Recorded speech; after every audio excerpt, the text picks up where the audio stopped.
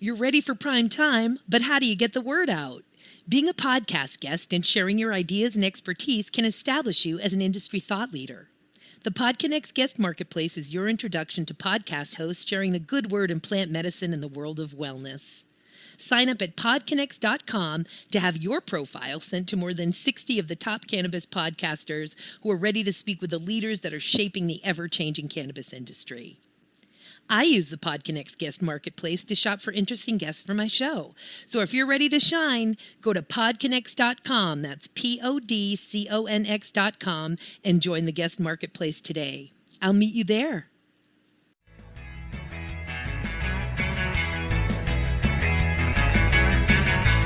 ...60-day terms. And when I was speaking to our inventory manager, I told him, I was like, they're going to say 30, but tell them 60.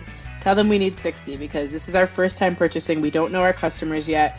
We don't know how quickly things are going to sell, and we don't have a lot of money, but don't tell them that. I was like, but just tell them 60 and that we can't budge on it. And he's like, well, I'll let you know, but I don't think this is going to work out. And I was like, okay, let me know. He's like, they said it works. I was like, we should ask for 90.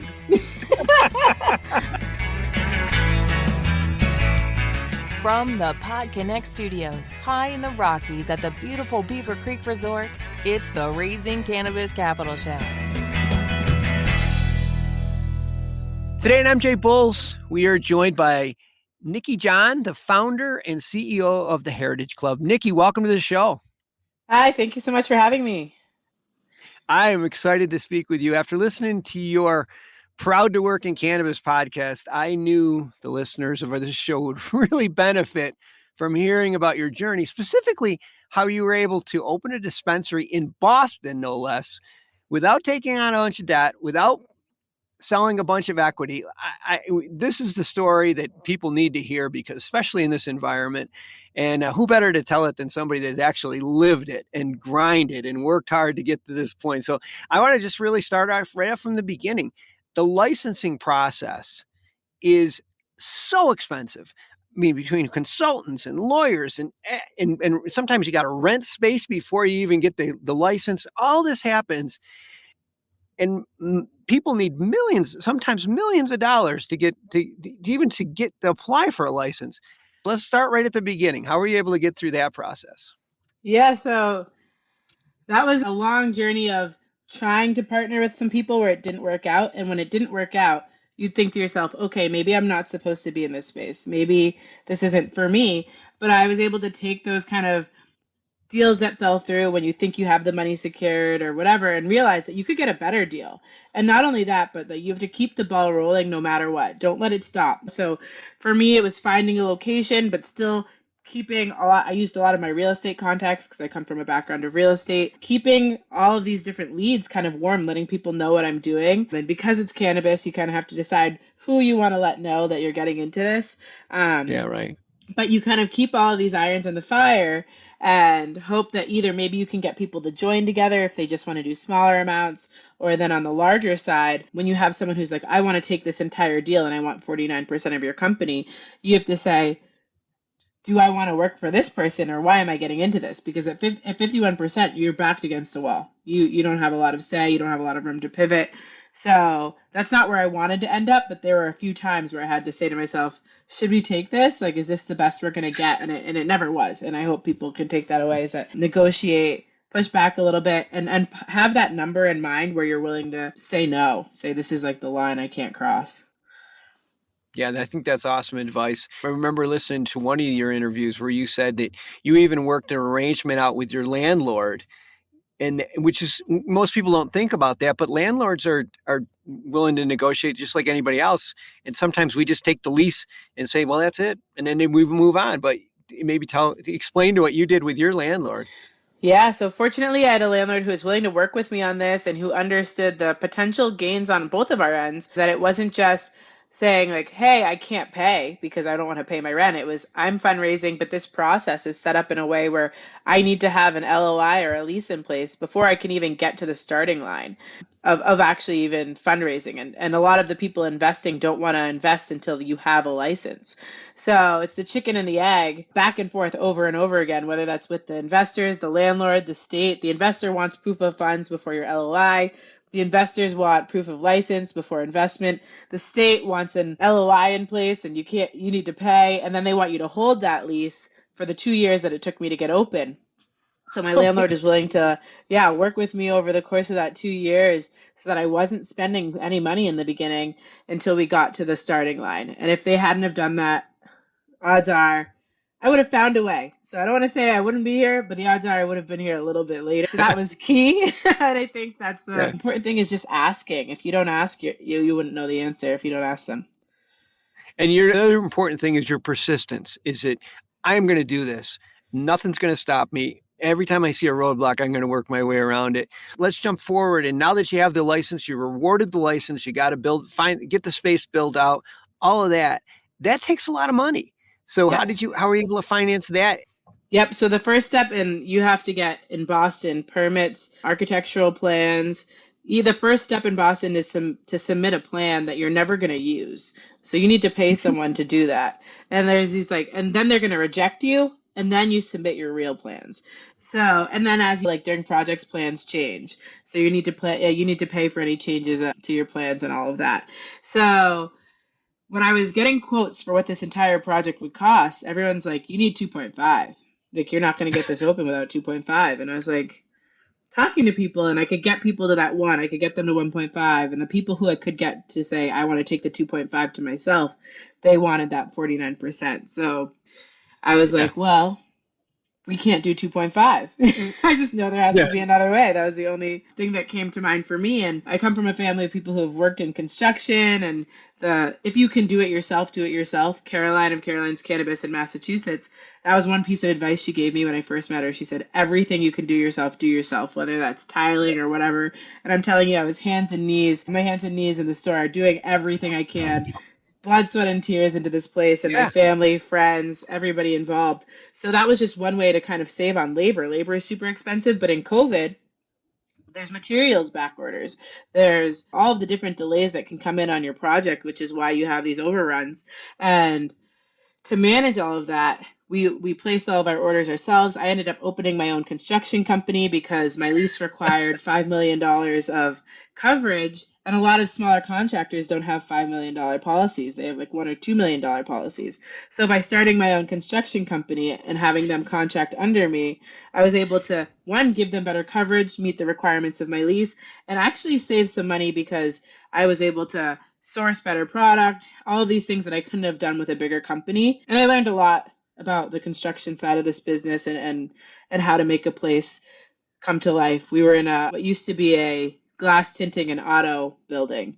And so how to make something like that into something beautiful, something exciting. So that was really cool. And we ended up doing it at probably way less than half, a little less than $500,000.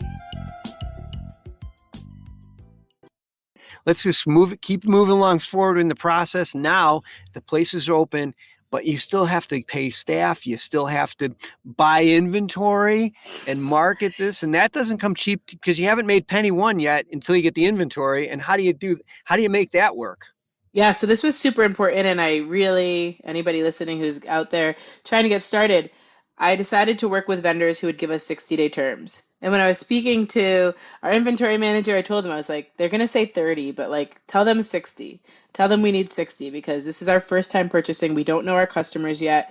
We don't know how quickly things are going to sell, and we don't have a lot of money, but don't tell them that. I was but just tell them 60 and that we can't budge on it. And he's well, I'll let you know, but I don't think this is going to work out. And I was all right, let me know. He's they said it works. I was we should ask for 90. But every single vendor we brought in the first 2 months gave us 60-day terms. And that was so important for us to figure out what to reorder. Right now, we're selling through some things that we had bought in those first 2 months, just now, 6 months later. So if you mess up in the beginning, you don't leave yourself any room for error. That's not a good space to be in. If you want to sometimes you can get loans for purchasing product, but that can charge 8%. Well, there goes some of your margins. So if you're keystoning, which means 50% margin on your product, 8% eating into that, you can't afford that in this market.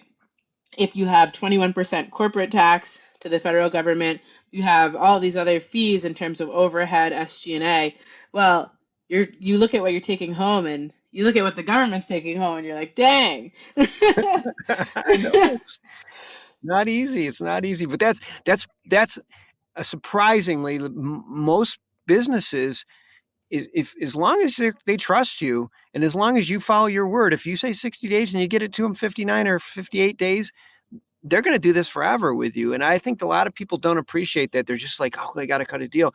And I think on the flip side, at least in my mind, if somebody were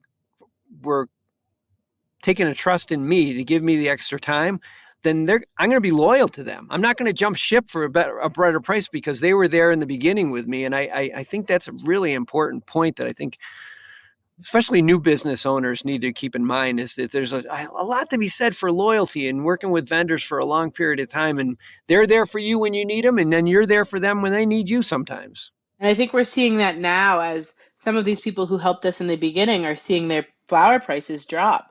And maybe the testing isn't at 30%. People are really looking in Massachusetts right now for 30% TAC. And I have people who are trying to sell 20 to 23% flower, which will end up sitting for about a month on the shelves.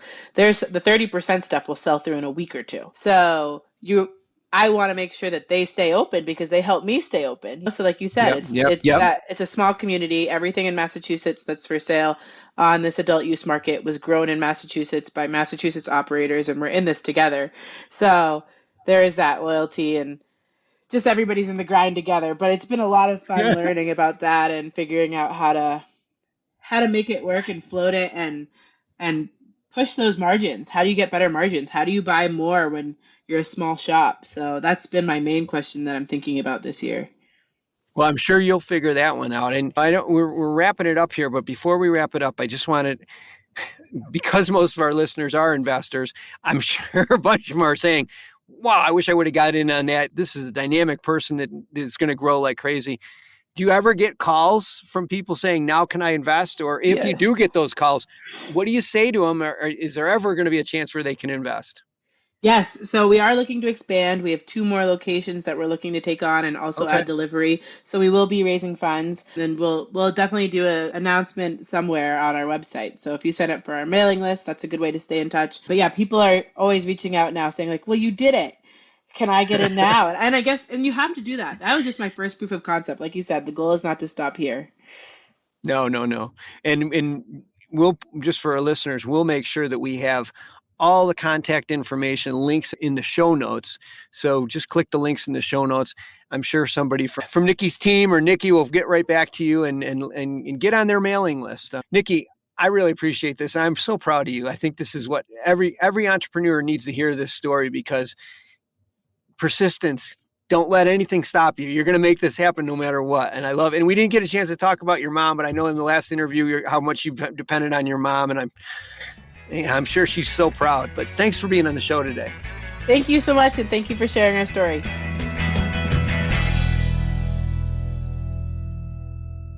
Thanks for listening to today's show. To check out more great cannabis podcasts, go to PodConx.com. Here's a preview of one of our other shows.